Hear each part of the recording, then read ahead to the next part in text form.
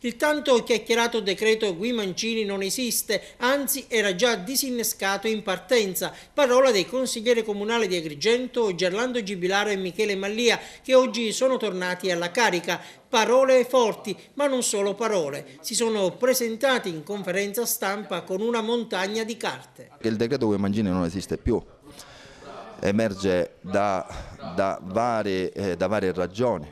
Uno, che si fa riferimento al decreto legge 590 del 66 che ha dispiegato i suoi effetti nel 66 stesso, nel momento in cui è stato convertito nella legge 749 del 66, quindi già questo decreto legge è morto nel 66. Il decreto Guimancini non è stato inserito nel codice dei beni culturali, ma è stata inserita la valle, quella del 57 redatta ai sensi della legge 1497 del 39. È stato proprio lui l'autore qualche mesetto fa della mozione che è stata poi votata all'unanimità dal Consiglio Comunale, una mozione per chiedere all'amministrazione attiva di avviare una verifica per un possibile restringimento dei confini della zona A del Parco archeologico della Valle dei Templi.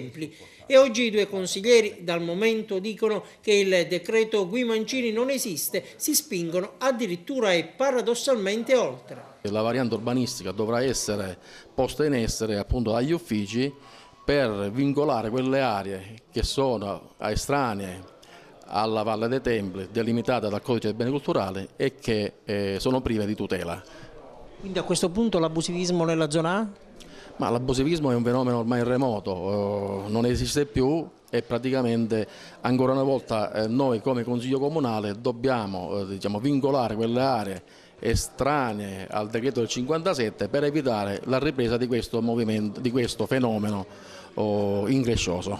Lei è un abitante della zona A, ci potrebbe essere un conflitto di interesse? Io sono un abitante della zona A, è ovvio. Però io oggi svolgo un ruolo politico-amministrativo e ho l'obbligo di percorrere tutte le strade nella legittimità, nella legalità, per cercare di addivenire alla soluzione di questa atavica problematica. Insomma, nuove rivelazioni, novità significative che certamente sono destinate ad innescare altre infuocate polemiche e non sono mancate neanche le provocazioni. Gibilaro, dando per buono il decreto Guimancini, ha voluto infatti sottolineare come sul perimetro della zona A si sia consumata fin qui una notevole discriminazione. Vorrei capire perché in alcune zone della città non c'è stato mai abusivismo edilizio, sono state concesse sanatorie in alcune zone del decreto Guimancini e nelle altre zone invece gli abusivi sono soltanto alcuni, gli altri non lo sono. Di qua